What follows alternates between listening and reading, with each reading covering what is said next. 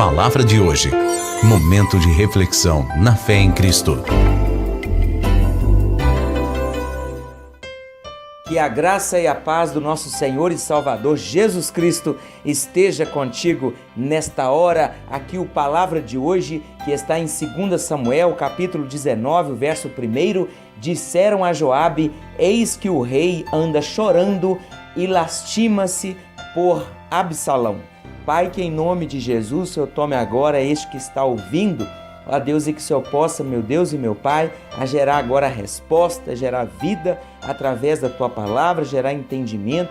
Meu Deus, toma, ó Deus, dessa pessoa, a sua casa, o ambiente em que está, meu Deus, em nome de Jesus, e que o Senhor venha falar poderosamente neste instante, em nome de Jesus. Amém.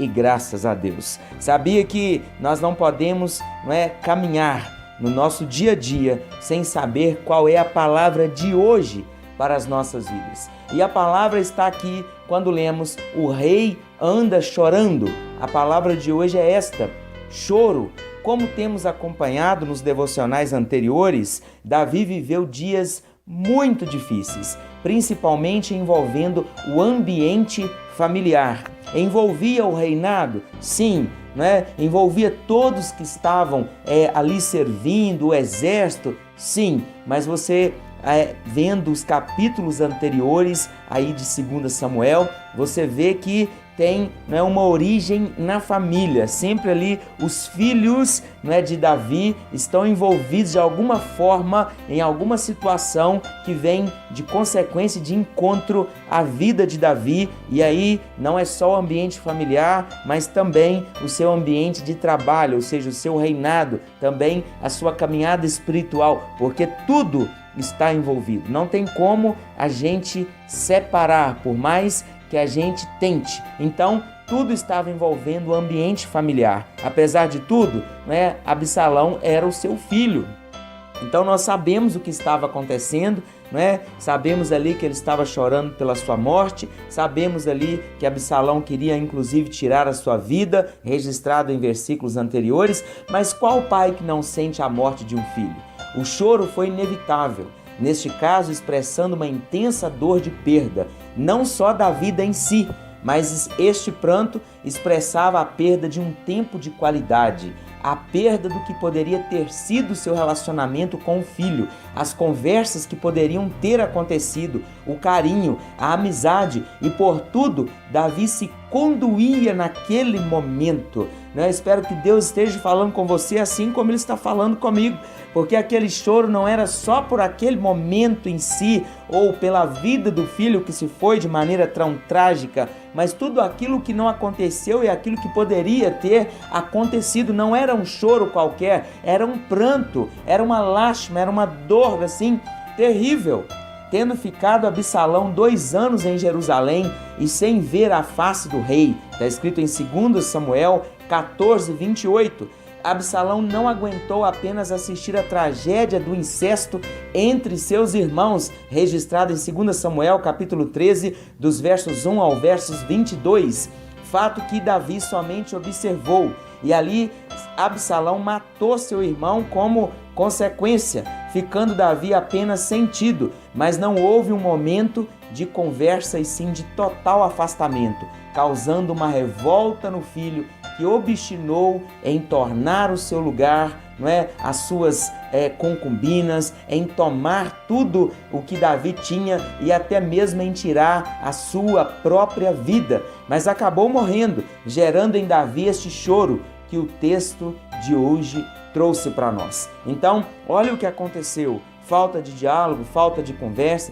Talvez Davi poderia ter chamado, reunido os filhos, assim que aconteceu aquele incesto, e assim talvez teria evitado essa tragédia, uma após a outra, mas a falta de conversa, a falta de união, a falta ali de todos juntos no mesmo propósito, fez com que Absalão ele tomasse as dores do pai, vingou ali aquela situação com a irmã, matando seu irmão Amnon, e como ali ele procurou o pai dele em algumas vezes, não teve nenhum tipo de retorno, e ali foi gerada uma revolta em seu coração. Então, não é que vamos tirar a culpa de Absalão por aquilo que ele fez, não é isso, mas nós sabemos, não é que podemos evitar esse choro tão terrível, não é que Davi viveu naquele dia mau. O dia mau, mas pode ser evitado. A Bíblia diz, não é que se nós passarmos pelo vale da sombra da morte, não que Deus quer que a gente passe. Caso a gente passe, nós não vamos temer mal algum, porque Ele está conosco. Mas não é que nós vamos passar pelo vale. Amém? Precisamos apenas entender isso e buscar de Deus um direcionamento para que possamos evitar esses momentos assim tão complicados. E como que nós podemos fazer isso? Com diálogo. Sede, pois, imitadores de Deus como filhos amados, está escrito em Efésios 5:1.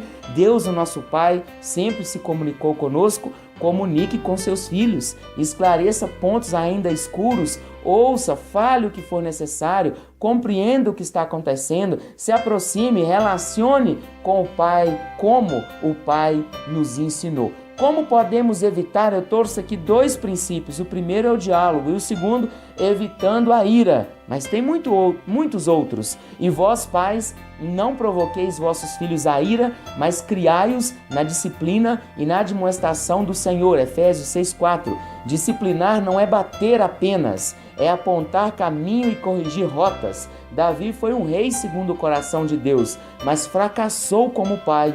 O seu choro naquele dia representava este fracasso. Não permita chegar a este ponto. Ore ao Senhor.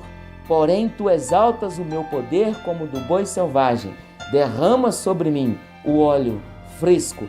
Salmos 93, verso 10. Creia que Deus agora está derramando sobre você esse óleo fresco chamado Espírito Santo de Deus, para que você tenha atitudes corretas, seja como pai ou seja como filho. Creia que Deus, através do Espírito Santo, vai capacitar, entregando poder a você, para que você possa tomar decisões necessárias e enfrentar causas difíceis e fazer aquilo que é certo, para que o Senhor possa se agradar em nome de Jesus da sua conduta. Amém? Que Deus te abençoe. Até o próximo. Palavra de hoje. Palavra de hoje. Momento de reflexão na fé em Cristo.